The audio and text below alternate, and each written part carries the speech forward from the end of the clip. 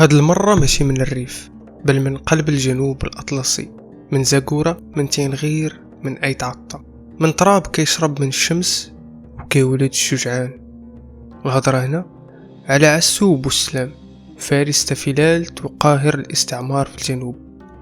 في قبائل أيت عطا ناس عايشين على الفلاحة، الكرامة والتقاليد، ما كيعرفوش الدل وكيلبسوا غير من داكشي اللي كيقادوه بيديهم. ترباو على الأنفة، القانون العرفي والسلاح. عسو بوسلام كان معروف بالحكمة، القوة والصبر، وكان ديما هادئ ولكن ماشي مسالم.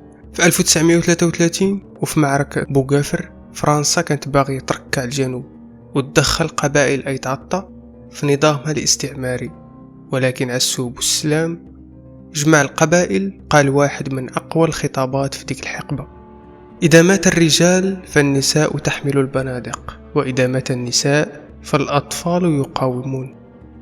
في الأخير استشهد أكثر من 1300 مقاوم مغربي، ولكن كبدوا فرنسا خسائر كبيرة، وخا فرنسا جمعت أكثر من 83 ألف جندي بطيران، مدافع ثقيلة وحصار ضد قبائل بحال أيت عطا اللي قاومات بالسلاح التقليدي، ولكن بإرادة جبلية حديدية. وسط معركة تجاوزات 40 يوم خلاو الفرنسيين يريحوا لطاولة الحوار والتفاوض. في الأخير عسو بوسلام ما عندوش تماثيل، ولكن عنده جبال كاملة شاهدة على صموده.